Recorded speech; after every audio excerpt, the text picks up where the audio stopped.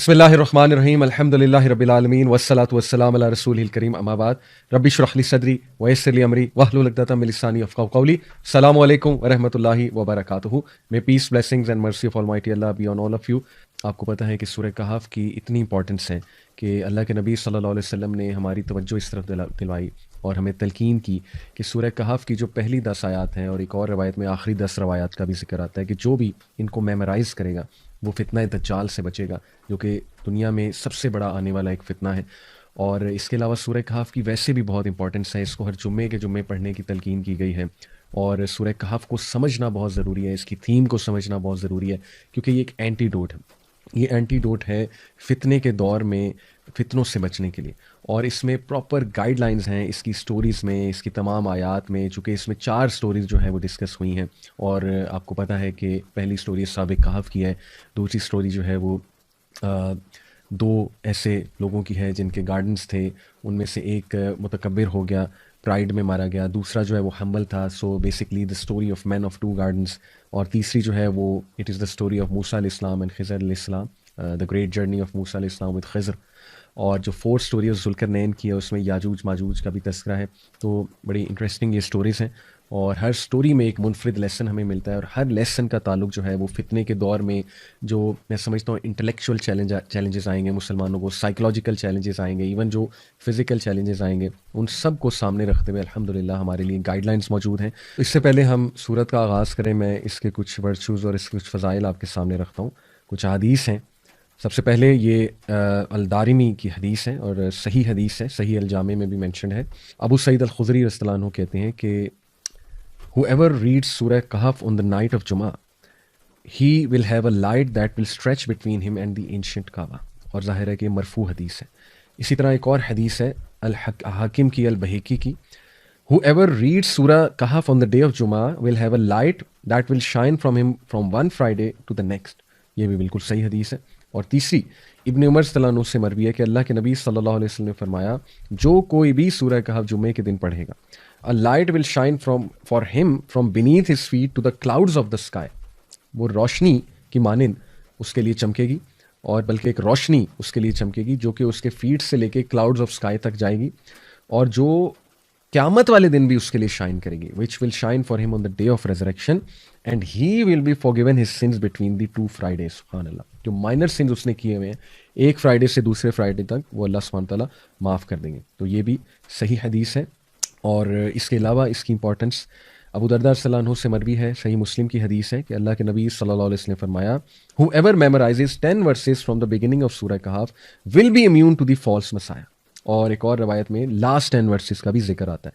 اس کا مطلب یہ ہے کہ خصوصاً پہلی 10 آیات اور لاسٹ 10 آیات کو سمجھنا اور میمورائز کرنا یہ بہت ضروری ہے فتنہ دجال کو سمجھنے کے لیے، کیونکہ اس میں کچھ ایسے لیسنز ہیں جو انشاءاللہ ہم ڈسکس کریں گے، جو انسان کو اسٹرینتھ دیں گے اس فتنے کو جاننے میں بھی، پہچاننے میں، آئیڈینٹیفائی کرنے میں. کیونکہ ہر ایک تو آئیڈینٹیفائی فتنہ دجال کو یا دجال کو کر بھی نہیں پائے گا، اور اس کو میمورائز کرنا اور اس کو ریسائٹ کرنا ڈیورنگ دیٹ ٹائم ان آیات کو.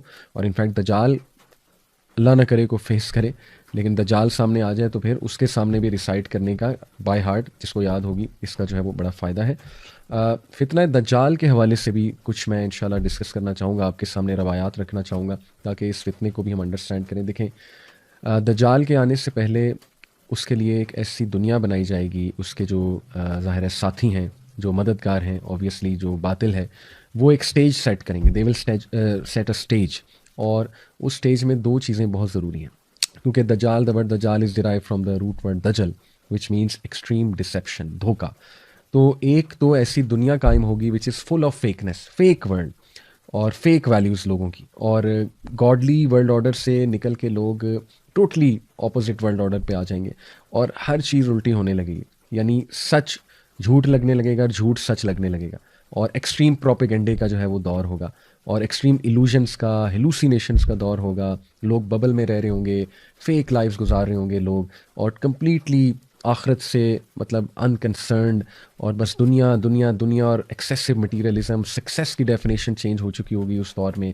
اور لوگ جو ہے وہ ایسی ایسی چیزیں وٹنس کریں گے جو شاید اس دور سے 20-30 سال پہلے ناممکنات میں سے تھیں، لیکن اب وہ نہ صرف ممکنات ہو گئی ہیں بلکہ وہ اس زمانے کے ایتھوز کا حصہ بن جائیں گی. فار ایگزامپل میں آپ کو مثال دیتا ہوں کہ LGBTQ، یعنی آج سے 50 سال پہلے کسی نے سوچا بھی نہیں تھا کہ اس کو پسند کیا جائے گا، پروموٹ کیا جائے گا، حلال کیا جائے گا، اور اس کی ریلیز نکلیں گی اس کی سپورٹ میں. لیکن دیکھ لیں آج یہ سب کچھ ہو رہا ہے، اور بھی بہت کچھ ہو رہا ہے. تو ایک تو اے ورلڈ فل آف فیکنس، اور دوسرا a world full of deception, extreme deception. دیکھیں ڈسیپشن اور لائے میں فرق ہے. جھوٹ پکڑا جاتا ہے، ٹھیک ہے، اگر کوئی جھوٹ بول رہا ہے وہ پکڑا جائے گا. لیکن ڈسیپشن کیا ہے؟ ڈسیپشن ہے کہ کچھ سچ کو مکس کر دیا جائے، کچھ ٹھیک چیزوں کو مکس کر دیا جائے، لیکن زیادہ تر باطل ہو، زیادہ تر جھوٹ ہو. تو دس از ویری ڈینجرس.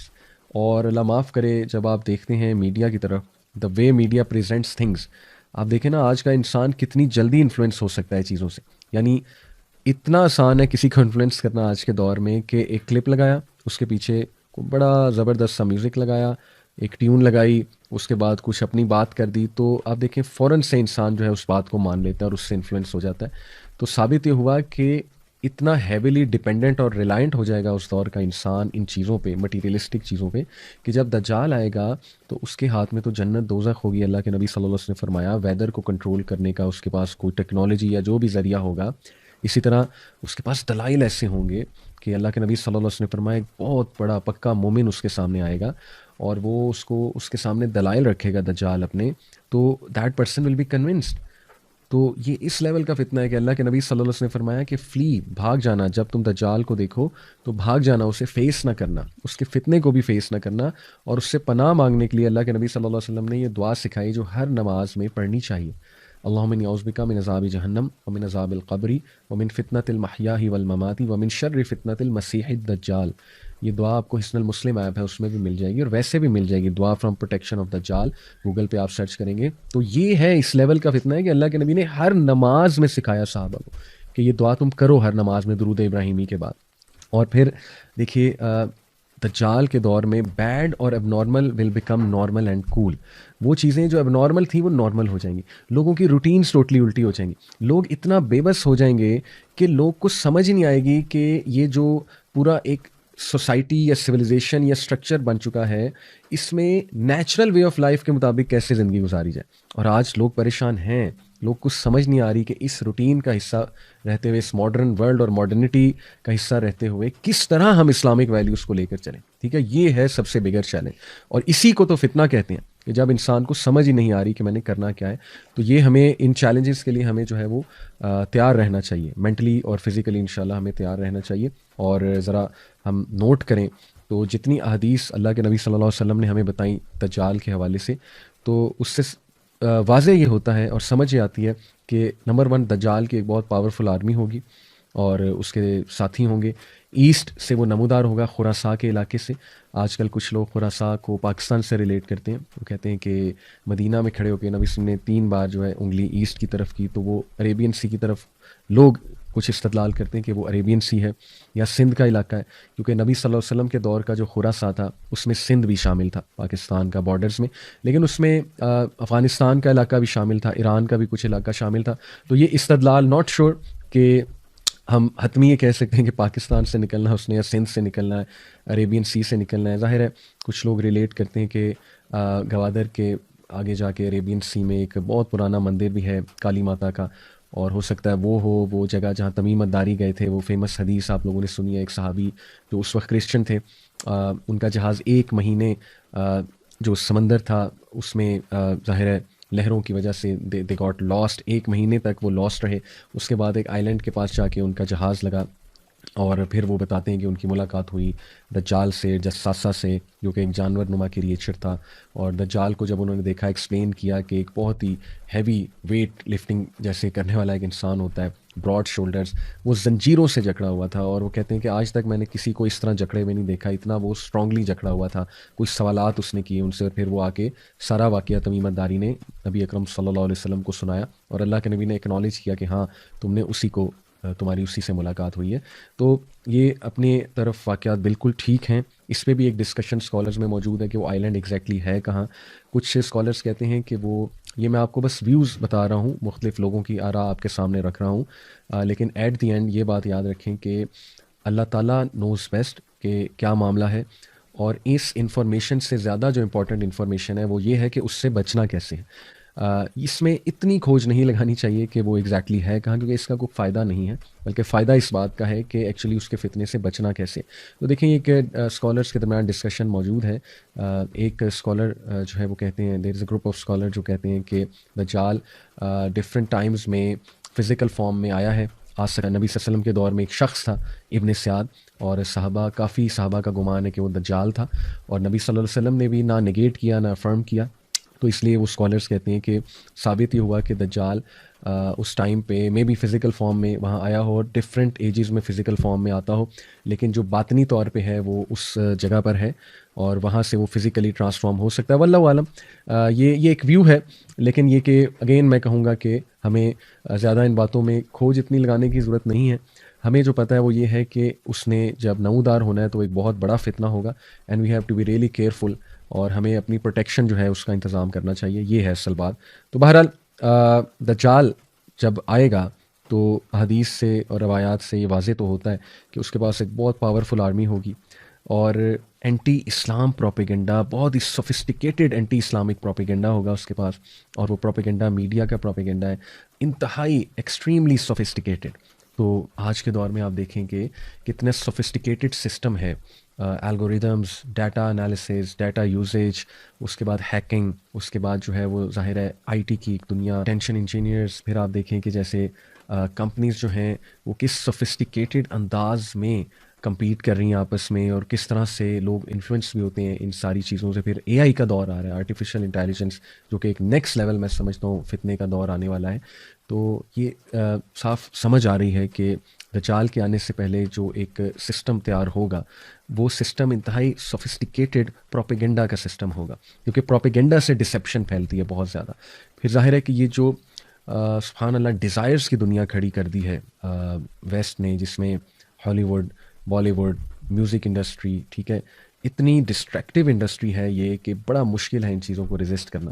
اور ایک انسان جو ہے وہ آہستہ آہستہ آہستہ آہستہ جو ہے وہ دین سے ہٹتا جاتا ہے، اپنے نیچرل ایک لائف سٹائل سے ہٹتا جاتا ہے، گاڈ کے ورلڈ آرڈر سے ہٹتا جاتا ہے، اور اس سے پتہ بھی نہیں لگتا. اس طرح سے یہ چیزیں صراحت کرتی ہیں. اور پھر یہ بھی محسوس ہوتا ہے حدیث کی روشنی میں کہ اس کے پاس لیٹسٹ ٹیکنالوجیز بھی ہوں گی، بلکہ وہ اس کا ماسٹر ہوگا لیٹسٹ ٹیکنالوجیز کا. اور یہ بھی معلوم پڑتا ہے حدیث سے کہ اس کے پاس سیریمونیل بلیک میجک ہوگا، بہت ہی پوٹنٹ قسم کا، اور اس کے پاس شیاطین بھی ہوں گے، انفلوئنس اوور دا جن.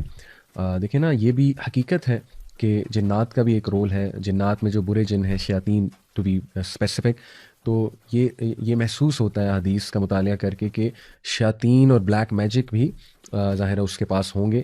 اور یہ بھی بات پتہ لگتی ہے حدیث کی روشنی میں کہ ایمینس ویلتھ ہوگی اس کے پاس، بہت زیادہ ویلتھ ہوگی، کلیمر ہوگا.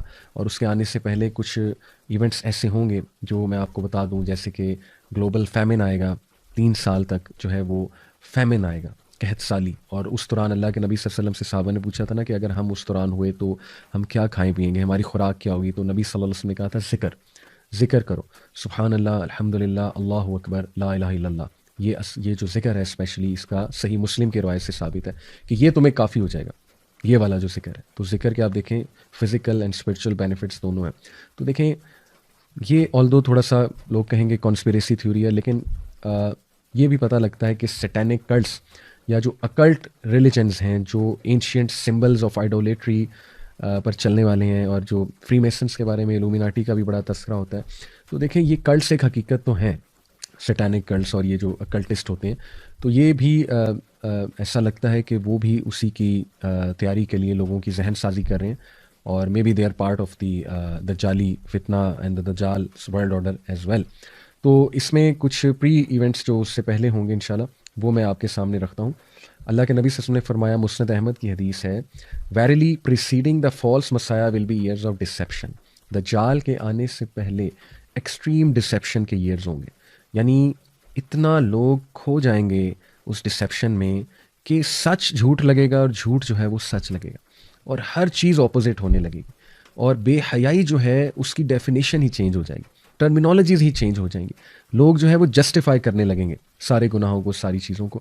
تو یہ ایکسٹریم ایئرز آف ڈسیپشن ہے فالس مسایہ سے کے آنے سے پہلے. اور پھر فرمایا، in which the truth are belied and the liars are believed. the trustworthy are discredited and the treacherous are trusted and the disgraceful speak. یعنی آپ سبحان اللہ دیکھیں کہ ہمارے نبی نے کلیئرلی بتا دیا کہ یہ معاملات چل رہے ہوں گے، اور باقاعدہ ڈسیٹفل اور ڈسگریسفل لوگوں کو ٹرسٹ کیا جائے گا، اور بلکہ وہ لوگوں سے مخاطب ہوں گے اور لوگ ان کو گلوبل ورلڈ لیڈر سمجھیں گے، ان ڈسیپٹیو لوگوں کو. تو سبحان اللہ، اس میں زیادہ ڈیٹیل میں مجھے جانے کی ضرورت نہیں ہے، آپ لوگ سمجھ جائیں گے بہت اچھے سے، جس کی کچھ نظر ہے ظاہر ہے کرنٹ افیئرس میں کہ what actually is going to happen. سبحان اللہ. تو باقی یہ کہ انشاءاللہ مزید میں آپ کے سامنے جو ہے وہ احادیث رکھتا ہوں کہ اللہ کے نبی صلی اللہ علیہ وسلم نے، صحیح مسلم کی روایت ہے، یہ فرمایا کہ the people will flee from the false messiah into the mountains.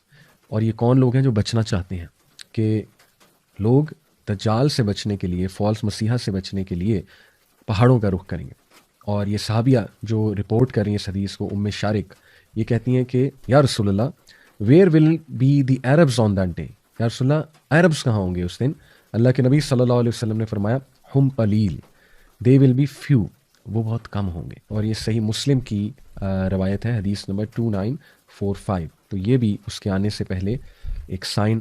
اور میڈل ایسٹ میں جو اس وقت حالات ہیں آپ کے سامنے ہیں، اور آپ کو چاہیے کہ مزید کرنٹ افیئرس پہ ایک نظر رکھیں، اور ہمیں چاہیے کہ تیاری. جسٹ ٹو کنکلوڈ، جو فتنہ دجال ہوگا اور جو اس کی ایج ہوگی، اس کے کچھ ایٹریبیوٹس دوبارہ آپ کے سامنے رکھتا ہوں کہ اس میں ایکسٹریم اگنورینس، مس انفارمیشن ہوگی، ایکسٹریم کنفیوژن کا دور ہوگا، انہیلدی فوڈ ہوگا، فیک لوگ ہوں گے، فیک آئیڈینٹی ہوگی، فیکنس ہوگی، ایک آرٹیفیشل دنیا ہوگی، اور ایکسٹریملی مٹیریلسٹک ہو جائیں گے لوگ، مٹیریلزم سے امپریس ہونے والے ہو جائیں گے، اور پھر دجال کو ریزسٹ کرنا ان کے لیے بہت مشکل ہو جائے گا. اور کچھ لحاف جو دجال لوگوں کے مائنڈس پر ظاہر ہے وہ لحاف آئیں گے تاکہ وہ ٹروتھ کو ریکگنائز نہ کر سکیں. اس میں ایک لیئر آف مس انفارمیشن ہے، layer of so called scientific آ ہے، لیئر آف ایکسٹریم ایلوژن ہے، اور لیئر آف گلیمر ہے. تو یہ آج کا دور ہے، اس میں کوئی دوسری رائے نہیں ہے. میں دعا کرتا ہوں اللہ تعالیٰ ہمیں فتنہ دجال سے محفوظ رکھے. اپنا خیال رکھیں. انشاءاللہ دوسری ایپیسوڈ میں آپ سے ملاقات ہوتی ہے. السلام علیکم ورحمۃ اللہ وبرکاتہ.